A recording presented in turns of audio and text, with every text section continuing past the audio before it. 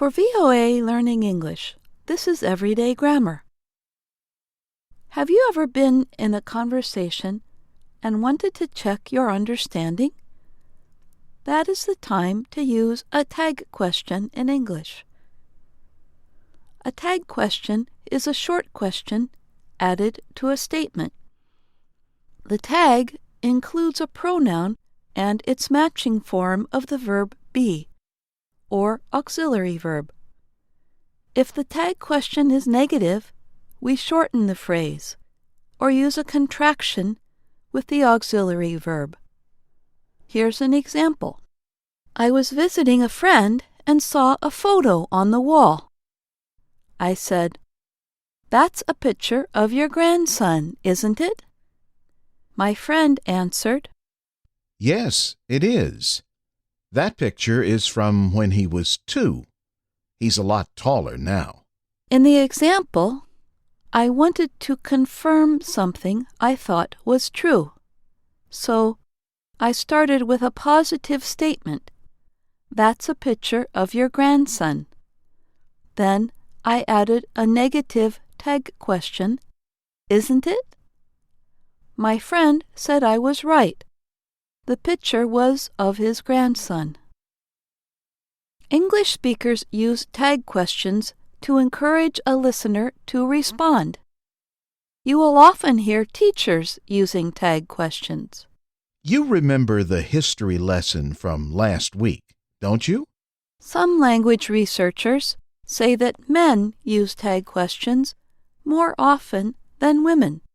They think it might show that men have more power in the conversation and use tags to ask for information or agreement.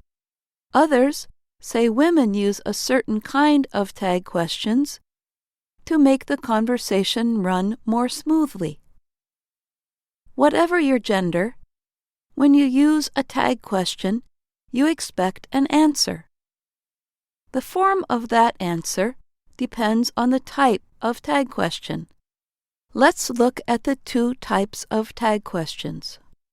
We'll talk first about tag questions that follow a positive statement with the verb be. They use a reduced form or contraction. Make the tag question with the form of the verb be combined with the negative not and the pronoun. The verb be has to match the number and person of the pronoun. Take a look at these examples. They are walking to school, aren't they? She is taking the bus, isn't she? I am supposed to be sitting here, aren't I? You're the math teacher, aren't you? In these examples, you reverse the order of the pronoun and verb in the tag question. They are becomes aren't they? And she is becomes isn't she? If the statement uses another verb instead of be, the tag question uses an auxiliary verb, such as do or have. For example, in the song A Little Time, the singing duo Beautiful South ask the question, "Need a little room for your big head, don't you? Don't you?